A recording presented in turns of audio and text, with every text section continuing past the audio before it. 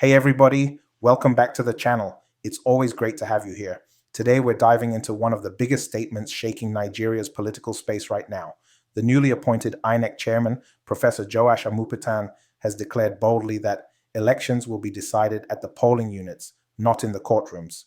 That's a powerful statement, one that cuts deep into the heart of our democracy and challenges the way things have been done for far too long. Now let's unpack this. For years, Nigerians have watched elections turn into endless legal battles.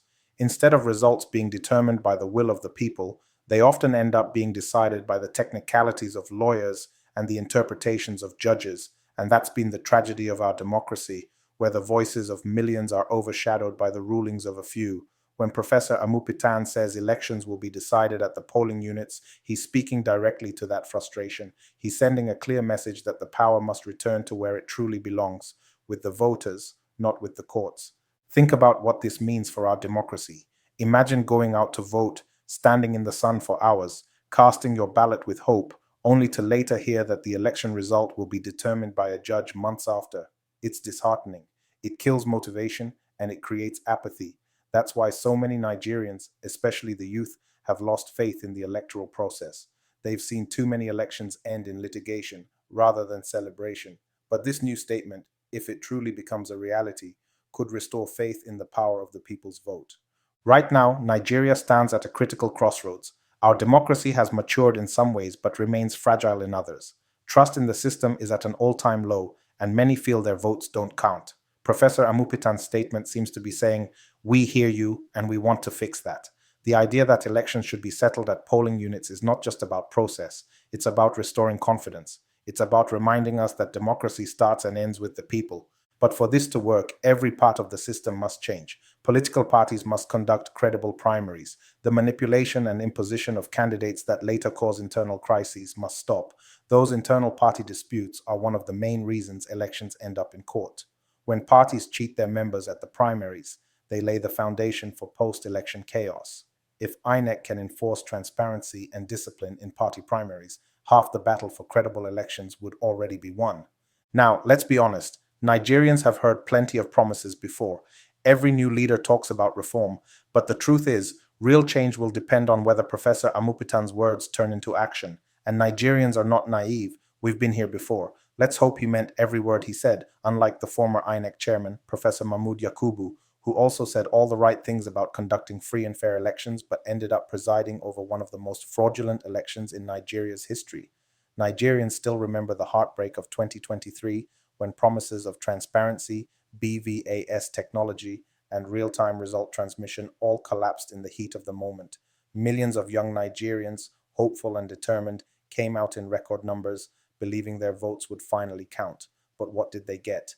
Disappointment, betrayal, silence from those who swore to protect their mandate. That's why Professor Amupitan's words will only matter if they translate into visible, credible action. Nigerians don't want speeches. We want proof. We want elections that reflect the people's will, not the desires of powerful godfathers or party elites. The last election taught us that talk is cheap. Implementation is everything. If Amupitan truly means every word he said, this is his chance to restore what Yakubu destroyed: the trust, the hope, and the belief that one man's vote still counts in this country. Let's talk about the human side of this. Picture a first-time voter, a young man or woman full of hope, holding a PVC, ready to make a difference. They wake up early, vote, and post that proud picture with ink-stained thumbs. But weeks later, they find out the election result is still being fought in court. That hope evaporates. That's how cynicism grows. But imagine instead that the system works, that results are transmitted in real time, and that the people's choice stands firm. That feeling that your voice actually mattered, that's the spark that can reignite faith in democracy. For far too long, we've let elections be a spectator event. People say they already know who will win, but this is the time to reject that mindset. When Professor Amupitan says elections will be decided at polling units, he's putting the ball back in our court. Literally, he's saying that the people must show up, protect their votes, and make their voices count. This is also a wake-up call for Nigerians to take civic responsibility seriously. Democracy is not something INEC does for us.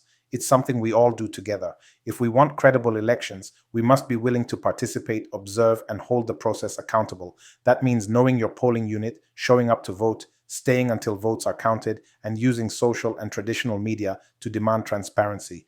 But let's not kid ourselves. Change won't come overnight. We'll still face challenges. There will still be attempts to manipulate the process. But the difference this time must be the people's determination. We must be loud enough, vigilant enough, and united enough to make it impossible for anyone to overturn the will of the people.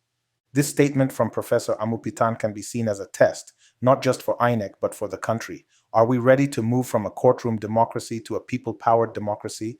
Are we ready to make sure that what happens at the polling units truly reflects the choice of Nigerians? The answer must be yes, because until our votes count, our voices don't. So, what's the way forward? We must start by rebuilding trust in our electoral process. INEC must ensure transparency and timely release of results. Political parties must embrace internal democracy and stop imposing candidates. Citizens must wake up to their power and reject the idea that nothing can change. And the judiciary must focus on interpreting the law, not rewriting the will of the people. When all these align, Nigeria's democracy can finally breathe again. This is bigger than one election cycle.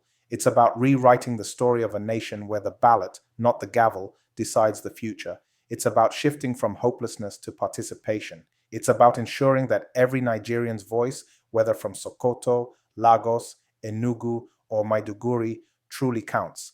The dream of a Nigeria where your vote is your power must not die. It's time to protect it fiercely. So, as we wrap up today, I want to challenge you directly. Yes, you watching right now. Will you be at your polling unit when it matters most? Will you hold your leaders accountable? Will you demand that your vote counts? Because that's where the real change begins. Let's take back our democracy, one polling unit at a time. If you believe your vote must count, hit the like button right now. Drop your thoughts in the comment section. Do you trust Professor Joash Amupitan to deliver credible elections? Share this video widely so more Nigerians can join the conversation. And don't forget to subscribe for more bold and truth-centered content that speaks to the heart of Nigeria's democracy. Until next time, stay alert, stay hopeful, and stay ready to defend your vote. Because the future of Nigeria will be decided, not in the courtroom, but right there at the polling unit.